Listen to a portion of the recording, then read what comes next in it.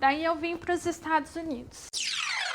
Essa é a parte 2 do vídeo em que eu conto a minha história como testemunha de Jeová. A parte 1 eu conto desde quando eu nasci, né, que eu nasci e cresci nessa seita, até os meus 25 anos, que foi até quando eu morei no Brasil. E aqui na parte 2 eu conto de quando eu vim para os Estados Unidos, né, e a minha jornada até aqui. Então, se você não assistiu a parte 1, volta lá e assiste. E curte esse vídeo, compartilha com alguém que você conhece, que você acha que vai gostar de assistir. E vê se você está inscrito aqui no meu canal também. E é isso. Espero que vocês gostem da parte 2. Aí eu cheguei aqui nos Estados Unidos. Aquele irmão não era nada do que... Nada nem das fotos, nem do que ele se portava assim. Nada, nada, nada, nada. E daí, gente, eu não sei nem como explicar isso pra vocês, mas eu fiquei num relacionamento por 3 anos. Eu vim pra cá em 2017. E esse relacionamento passou ali no início da pandemia, né? Durou até ali o início da pandemia. Mas eu fiquei 3 anos nesse relacionamento com uma pessoa que eu não gostava. Eu não queria estar com aquela pessoa. Eu me sentia presa. Sentia que eu tava presa, que só um milagre pra me resgatar. E é tão bobo, porque hoje eu olho pra trás, nem casada eu era com aquele cara, sabe? E eu era jovem, solteira, sem filho. Sabe? Eu pagava minhas contas, eu pagava meu aluguel. E eu tinha isso na minha cabeça, essa prisão com ele, né? Que é a coisa da Testemunha de Jeová, né? Vim aqui, eu tinha um visto de 6 meses de turista.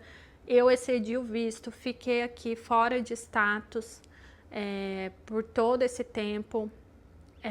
Com essa pessoa extremamente, assim, tóxica. Extremamente tóxica. Muito mais velho que eu, muito, ele era 14 anos mais velho do que eu. A gente chegou a ficar noivo pra casar, mas teve um momento ali antes da gente casar mesmo que eu falei assim, não vou casar com esse cara, não vou. Não vou mesmo. Mas mesmo assim, o que aconteceu? Nesses 3 anos aqui nos Estados Unidos, eu trabalhava de Uber. Eu dirigia para o Uber, então eu não tinha colegas de trabalho, não tinha ninguém que eu conhecia, nem sequer conhecia que eu estava em outro país, não conhecia ninguém. Estava desassociada, que daí nós dois fomos desassociados, e não tinha amigos. Não tinha amigos, então era só eu e esse cara. Eu não tinha nem amigos de trabalho, porque eu trabalhava para o Uber. Não tinha nenhum familiar, nenhum parente. Era só eu e ele. Gente, eu vivi 3 anos. Eu vivi 3 anos só eu e essa pessoa. Só eu e essa pessoa. E foram 3 anos, assim, muito sombrios. Muito sombrios. Gente, pergunta para algum psicólogo sobre como que é isso de você viver a sua vida com uma pessoa.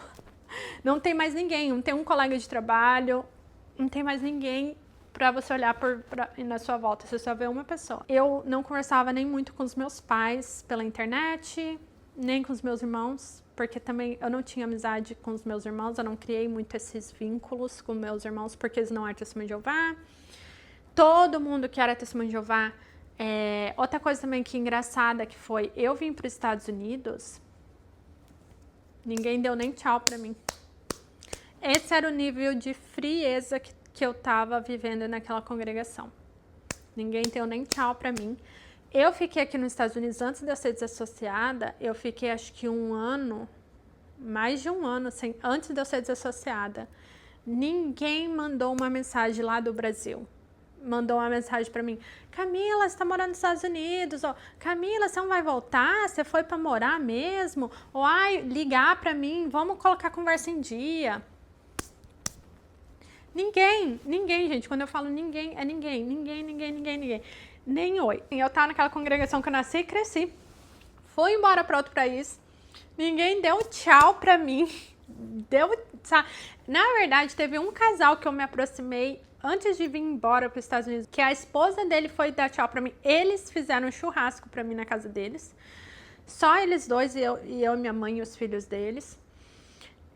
E a esposa dele, antes de eu ir embora, ela foi lá em casa se despedir de mim. Teve esse casal que eu me aproximei no finalzinho, antes de eu vir pra cá, para os Estados Unidos. E, inclusive, eu sou muito grata, assim, ao carinho deles. Sou muito grata, guardo muito, no meu coração, num lugar muito especial, aquele carinho que eles demonstraram pra mim. Porque quando a gente tá nessa situação, assim, tão sozinha, é muito especial, sabe? Alguém vir demonstrar esse tipo de carinho. E daí, voltando pra dinâmica de como que era a minha vida aqui. Eu trabalhava pro Uber, mas também, assim, a minha vida era... Eu morava aqui nos Estados Unidos, num lugar muito lindo. Eu não saía pra lugar nenhum. Eu não vivia, eu existia. Essa que é a descrição de como era a minha vida aqui nesses 3 anos. Eu não vivi, eu existi. Que aquele namorado tóxico que eu não gostava, que tudo que eu queria era, não, sabe, me libertar dele, mas assim, existiam essas amarras mentais e emocionais que eu não podia. Tipo assim, eu não podia. Eu tinha a obrigação de ficar com ele até o fim da minha vida agora. E vem tudo dessa cultura da organização, né, gente? Que tem essa cultura tosca que só prejudica as mulheres, inclusive, né? De tem que ficar com a pessoa pro resto da sua vida. Mesmo a pessoa sendo tóxica, não importa, não existe. Você é eu não gosto mais da pessoa, não tô feliz com a pessoa. Não tem essa opção pra você, você tem que ficar com a pessoa. E também eles se orgulham muito disso, né? Que isso é uma coisa muito bonita, muito nobre, muito cristã, fazerem as pessoas viver desse jeito, né? Que no final quem se ferra são só as mulheres. Isso é tema para um outro vídeo. E daí, gente, eu morava aqui nesse lugar muito lindo, mas eu não vivia, só estava existindo, né? Então, eu não tinha uma foto na neve bonita.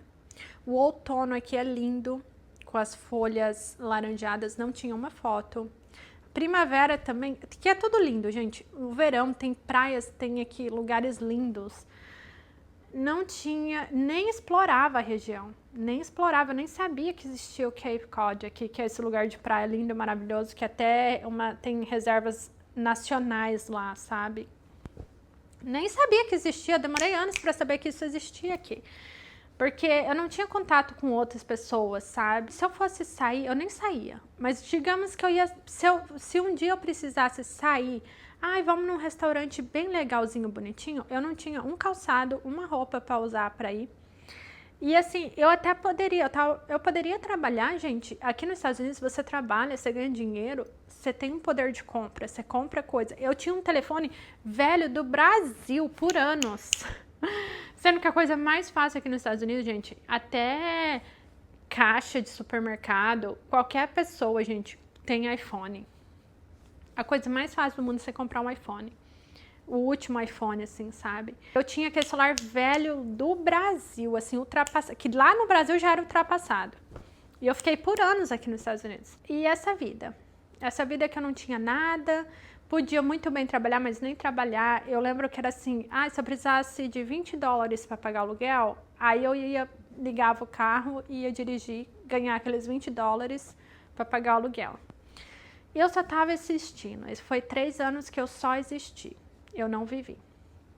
E solitária, com apenas uma pessoa na minha vida. Essa pessoa, por um milagre, se mudou para outro estado. E eu falei que eu ia junto, falei assim, não, vai na frente que eu vou depois. Mas dentro de mim eu tava muito feliz que as pessoas estavam indo embora, porque essa pessoa, ele não deixava eu terminar com ele também. Eu tinha tentado várias vezes terminar com ele, ele não deixava. Ele colocava GPS em todas as nos meus carros, nas minhas coisas, eu não sei. Até hoje eu não sei, assim, todas as formas que ele me rastreava. Eu procurei, achei várias formas diferentes, mas não sei se eu achei todas as formas de rastreio. Ele aparecia onde eu tava. Ele não deixava eu terminar com ele, sabe? Várias vezes que eu tentei terminar. Complicado, gente. Complicado. É muito complicado e também muita coisa para eu falar só nesse vídeo, mas é só para vocês terem uma ideia assim por cima de como foi minha vida. E daí ele foi embora. e para outro estado. E eu, não, eu vai na frente que eu vou depois, blá, blá, blá, blá, blá, blá. Só foi ele embora, gente. Só foi ele embora, bloqueei ele de tudo. E eu senti assim, parecia que eu tinha uma pena de morte. Era essa sensação que eu tinha uma pena de morte, ou eu tinha uma prisão perpétua. E um milagre aconteceu que agora eu estava livre. Gente, era esse sentimento que eu senti. Esse sentimento que eu senti. É bizarro. É bizarro. Hoje eu olho para trás assim. É bizarro pensar que eu vivia todas essas amarras mentais e emocionais. É louco. Era em 2020. Acho que foi 2020. Foi ali logo, tava tendo lockdown, né? E daí eu tava dando aula de inglês online. Acho que foi um mês depois que essa pessoa foi embora, eu comecei a namorar com outra pessoa. Era um brasileiro também, mas ele não era testemunha de Jeová. Ok, daí a gente vai então agora para esse novo capítulo da minha vida aqui nos Estados Unidos. Ah, gente, tem um detalhe. Uma das vezes que eu fui conversar com os anciãos para eu ser readmitida, e esses anciãos conheceu eu e o meu ex-namorado testemunho de Jeová bem pouco, porque a gente foi muito pouco nas reuniões aqui nos Estados Unidos. Eu fui muito pouco, eu ia em todo o congresso, sempre fui em toda a comemoração, mas as reuniões mesmo, a gente nunca foi muito, sabe? Inclusive, eu lembro que um dos apelos, assim, para essa vida que eu tava vendo aqui, é que eu tava, assim, livre de todas aquelas atividades e a obrigação de campo, a obrigação de pregar, e também as pessoas controlando a minha vida. Eu lembro que tinha isso. Eu tava, ao mesmo tempo que eu tava naquele relacionamento tóxico, aquela situação ruim, eu lembro que por esse lado eu sentia assim, tinha um apelo àquela vida que eu vivia. O apelo era isso, eu estava livre daquela obrigação de campo, de acordar cedo e do controle das pessoas olhando cada passo que eu dava. Então eu tinha isso, esses 3 anos, tinha esse lado muito ruim, mas eu acho que esse lado assim que eu podia respirar e sair daquele controle, daquele ambiente tóxico, eu acho que por esse lado, aquela vida pra mim, eu ficava assim, ai gente, porque eu não queria voltar pro Brasil. Eu podia voltar pro Brasil a qualquer momento, mas eu não queria. Inclusive, eu sempre tive muitos sonhos em que eu sonhava que eu estava no Brasil. Era sempre o mesmo sonho. Eu sonhava que eu estava no Brasil e daí os primeiros momentos era, ai que legal, faz muitos anos que eu não venho pro Brasil, ai eu tô no Brasil. E daí no sonho eu percebia, peraí, por que eu vim pro Brasil? Porque agora eles não vão deixar eu entrar de novo nos Estados Unidos, porque eu estava indocumentada, né? Então eles não vão me deixar entrar de novo nos Estados Unidos, por que eu saí? Então, que tenha isso, né? Quando você está ilegal aqui nos Estados Unidos, como é a situação de vários brasileiros, você não pode sair do país, porque é o momento que você sai, você não entra mais. Então você fica basicamente preso aqui, né? E eu lembro que no sonho eu ficava assim, nossa, mas por que eu vim pra cá? Agora eu não vou conseguir voltar para os Estados Unidos. E eu lembro que me dava um desespero, mas um desespero. E quando eu acordava, eu não sei explicar para vocês o sentimento de, assim, alívio que aquilo tinha sido um sonho. Sabe? Eram uns pesadelos assim, ó. E tipo assim, gente, toda essa angústia era não querer voltar para aquela vida. Eu sempre achava assim, ai gente, eu não gosto do Brasil, eu não gosto do Brasil. Mas não é nem o Brasil em si, era aquela vida, aquelas pessoas, aquele ambiente, sabe? Eu acho que foi tão traumático pra mim. Não pode fazer nada pra você, tudo pra você é pecado. Você não pode praticar um esporte, que é pecado, ou você tá gastando muitas horas no esporte, também tá errado. Você vai na escola, termina o ensino médio porque é obrigatório por lei. Porque se não fosse, eles iam falar, por que você está gastando esse tempo indo se formar no ensino médio? o que é melhor, o conhecimento humano ou o conhecimento de Deus? Eles iam vir com essa ladainha. E eu lembro que lá no Brasil, gente, eu lembro assim que sempre quando eu estava entusiasmada com qualquer coisa pessoal minha, eu lembro que eu tentava conversar com as pessoas no campo, contar, entusiasmada com alguma coisa, e eu lembro que todo mundo olhava torto.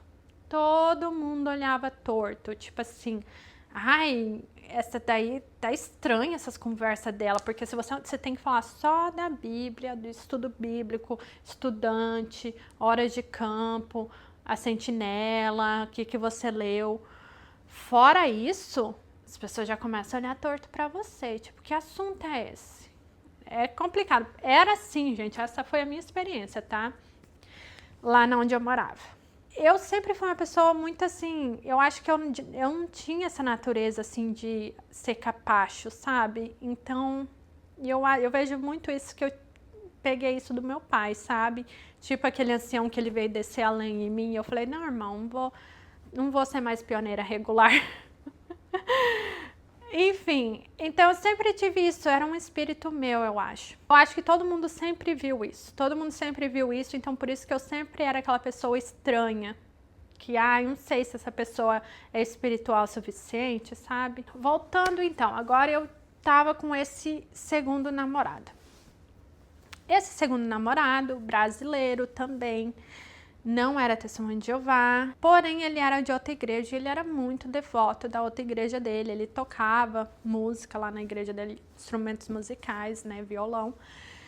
E no primeiro dia primeiro date que a gente conversou, e ele foi bem, no primeiro date ele já falou que ele não aceitava a esposa dele e os filhos dele ser testemunho de Jeová.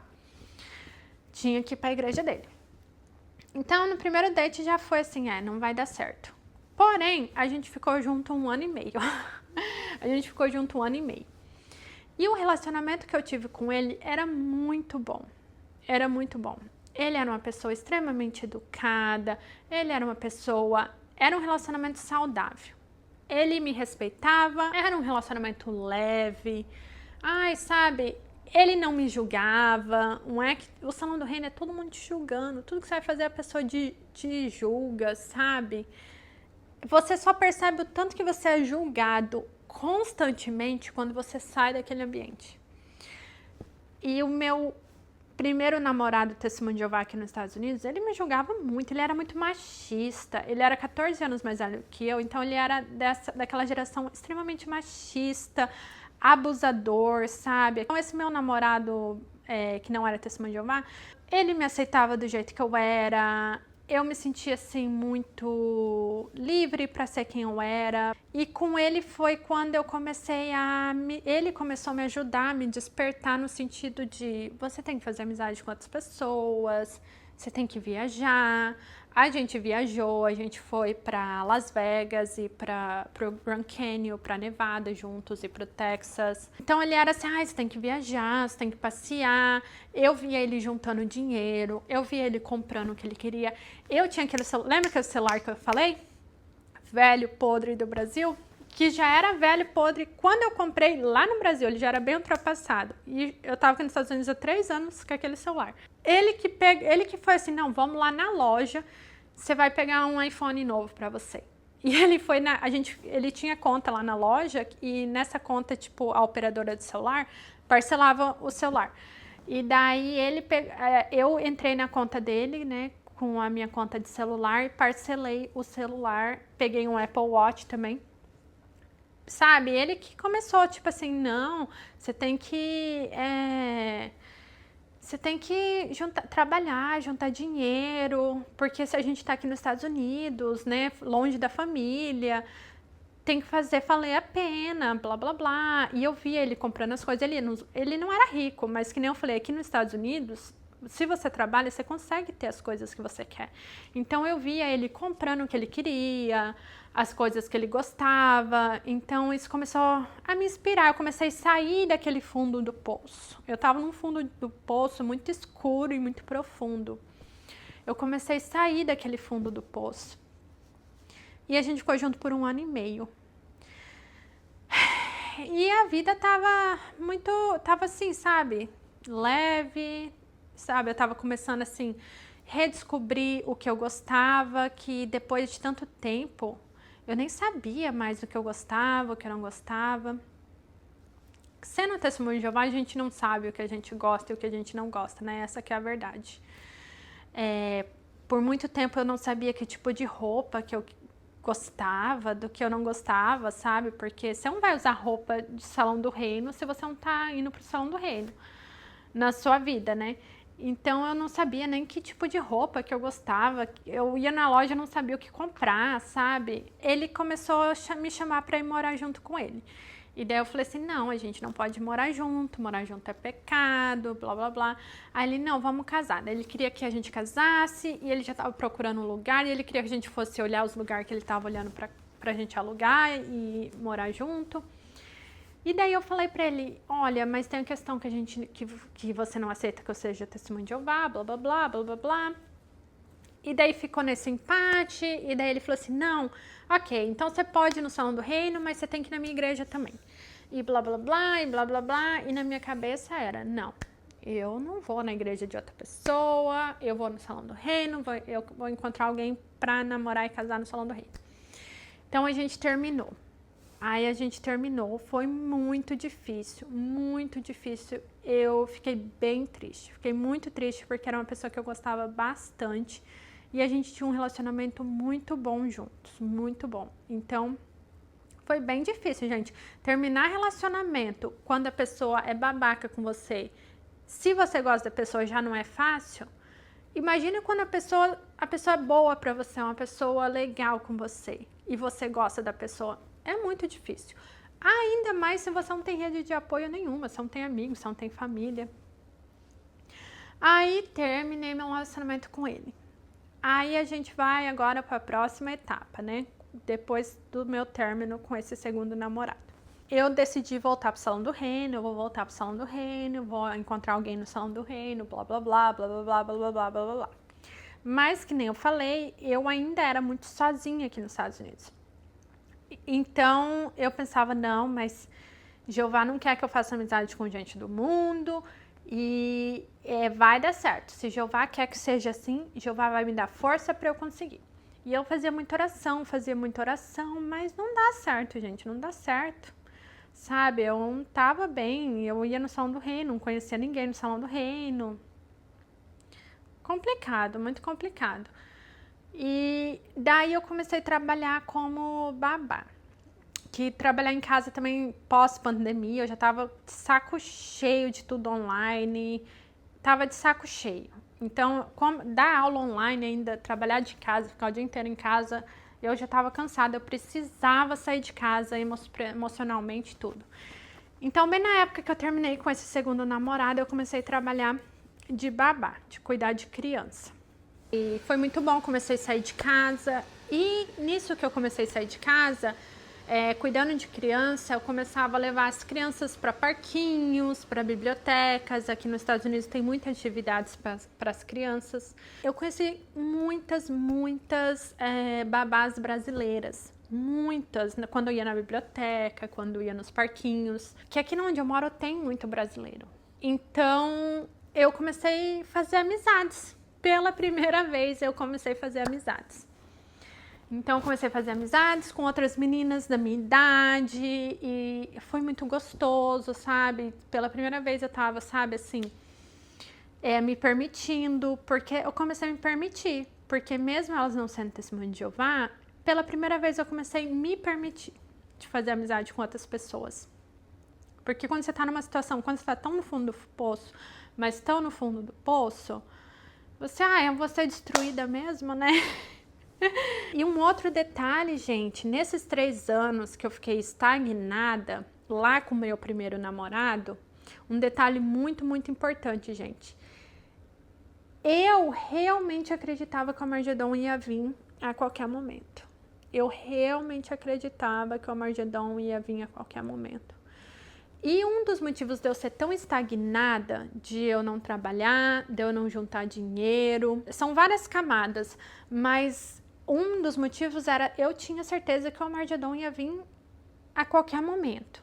Eu acreditava muito, muito, muito nisso, gente, mas muito mesmo.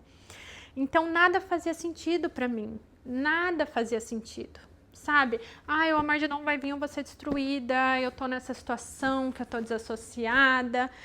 Então as coisas não faziam sentido, então isso me paralisava. Então, de várias formas, essa crença me paralisava. Eu fiquei muitos anos paralisada por isso. E daí eu comecei, que nem eu tô falando pra vocês, comecei a fazer amizade com as meninas brasileiras. E eu lembro que nesse meio tempo eu já tava assim, mas o Armagedon não tá vindo, né? O Armagedon não tá vindo. Aí eu, beleza, ok, né? Não tá vindo, bom pra mim, né? Que eu não vou morrer, né, ainda. E daí eu já tava ali me sentindo mesmo no fundo do poço, então comecei a me permitir fazer amizade, sabe, com as meninas. E sempre fazia amizade com meninas assim, mais parecidas comigo, no sentido de serem pessoas mais modestas. Porque eu nunca tive vontade de ficar festando, bebedeira. Eu nunca tive. Isso nunca foi um apelo pra mim, sabe? Até hoje, nunca na minha vida foi e não é. Pra mim, pessoalmente. Não que também tem nada errado com isso, tá, gente? E daí eu comecei a perceber que as meninas, elas viviam a vida delas, E daí foi quando eu comecei a me encontrar. Comecei a ver as roupas que eu gostava de usar, comecei a passear, eu comecei a descobrir coisas aqui no estado que eu moro, comecei a fazer coisas pela primeira vez aqui, depois de morar tantos anos aqui. Comecei a fazer muitas coisas pela primeira vez, o que é bizarro de pensar, uma pessoa solteira, sem filhos, tipo, várias coisas, tipo, coisas das estações do ano, de neve, tem vários esportes de neve, então cada estação do ano tem muita coisa legal para se fazer diferente. E eu nunca tinha feito nada, então eu comecei a fazer isso, e foi muito aquela, sabe, eu comecei a assim, me conhecer, comecei gostar de viver, comecei a gostar da vida. Comecei a ir em restaurante com essas minhas amigas, e daí eu tinha amigas, era tão gostoso, sabe? Então, assim, eu comecei a gostar da vida, sabe? Comecei, nossa, que gostoso, e fazer as coisas, e descobrir o que eu gostava, e descobrir o que eu queria fazer.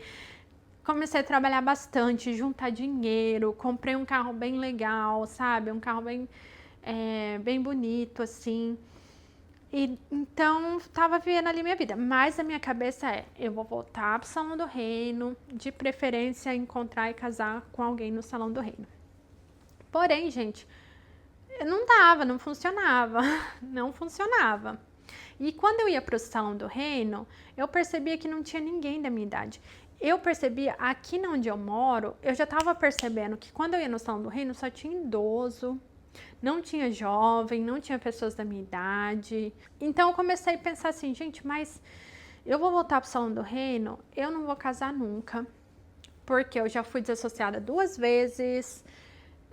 Para quem é a pioneira perfeita lá no Salão do Reino, já é difícil o irmão escolher, porque você tem que ter a sorte do irmão te escolher. Porque tem muito mais irmãs mulheres do que homem, então você tem que ficar ali assim, ó, torcendo assim pro irmão escolher você. Ai, gente, é péssimo. Pra mulher, essa organização pra mulher é péssima. Péssima, péssima, péssima, péssima. Você tem que puxar saco de ancião, puxar saco, deixar o ancião, sabe, ele tem que controlar a sua vida, você tem que falar amém. Porque senão, quando um irmãozinho vir perguntar de você pro ancião, o ancião vai falar que você não é espiritual o suficiente. Ai, é péssimo. Principalmente para quem não é filha de ancião, não tem família rica, principalmente para esse tipo de gente, que era no meu caso, né? Aí eu comecei a pensar, gente, eu vou voltar no salão. E eu já tava pensando que eu já tava assim, sabe, no fundo eu já não queria casar com alguém no salão. Porque aquele estilo de vida já não dava pra mim, já não fazia sentido pra mim. E quando você mora aqui nos Estados Unidos, a sua mente abre muito, assim, várias coisas. E aquilo pra mim já não fazia muito sentido. E daí eu comecei a ver as meninas, né, que eram babás. Muitas delas casaram com americanos e se legalizaram no país e tudo mais. E daí eu comecei a pensar nisso e eu pensei, olha, eu acho que eu vou casar, vou procurar alguém. Eu que sou solteira, eu quero alguém e, né, eu quero casar, eu quero ter filhos. Eu vou procurar alguém, vou me legalizar e depois que eu casar eu posso voltar pro Salão do Reino. E eu lembro que eu até falei com meu pai, que a minha mãe fiz até um anúncio. Fiz até um anúncio pro meu pai e pra minha mãe que eu ia casar com alguém e procurar alguém fora do Salão do Reino, né? Que isso era, na minha cabeça, isso era assim, gente, isso pra mim, eu chegar nesse ponto de falar, eu vou procurar uma pessoa fora do Salão do Reino pra eu casar. Eu tinha na minha cabeça, gente, eu queria casar quando eu era novinha lá, adolescente, eu queria casar, meu sonho era casar com um ancião, sabe? Enfim, aquela coisa. Então, pra mim, já era como assim, eu tivesse fracassado na vida, sabe? De alguma forma. Mas, ao mesmo tempo, assim, eu já também percebia que aquilo era uma idealização minha antiga, que eu, naquele momento, eu já não era, sabe? Minha vida mudou, as coisas que eu queria mudaram. Mas, enfim, aí eu cheguei nesse momento da minha vida. E daí eu entrei nos aplicativos de relacionamento pra eu encontrar uma pessoa. E daí eu encontrei o meu marido.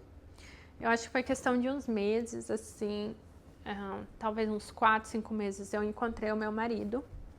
E a gente começou a namorar, e a gente gostou bastante um do outro desde o início, e quanto mais a gente se conhecia, mais a gente ia gostando um do outro, blá, blá, blá, blá, blá, blá. E no início eu falei pra ele, eu sou uma pessoa religiosa. Eu sempre falava assim que eu era uma pessoa religiosa, blá, blá, blá. E eu lembro que no segundo date que a gente foi, ele perguntou assim, no Brasil, né, a maior parte do Brasil é católico? Aí eu falei assim, não, ele perguntou que religião que eu era. Aí eu falei, cristã. Religião cristã, que toda religião que acredita em Jesus é cristã, né? E eu, assim, inconscientemente, gente, eu tinha noção que eu poderia espantar ele falando que eu era testemunha de Jeová, então eu fiquei bem na minha, quietinha. E daí, eu falei assim, deixa eu conquistar ele primeiro, depois que eu conquistar ele, eu falo pra ele que eu sou testemunha de Jeová.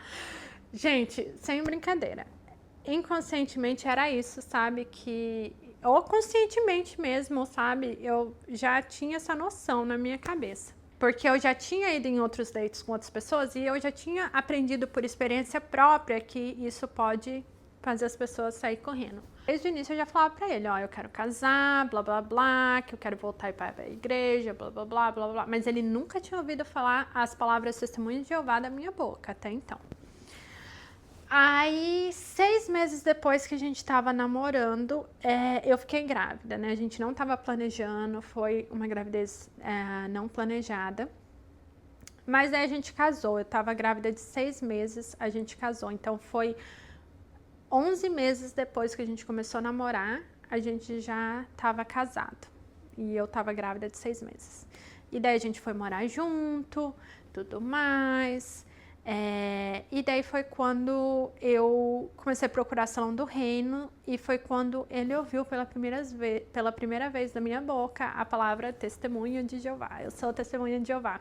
Eu tô aqui editando esse vídeo, gente, mas basicamente eu casei com meu marido ano passado, setembro do ano passado. Inclusive essa semana a gente comemora 1 ano de casamento.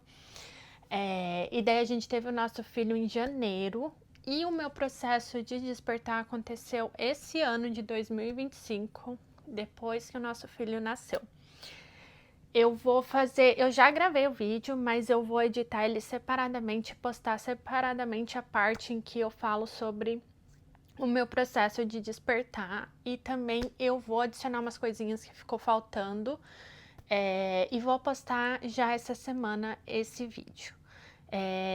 Deixa um like se você gostou, compartilha com alguém que você acha que vai achar interessante essa história. E obrigada por assistir até aqui, até o próximo vídeo. Tchau!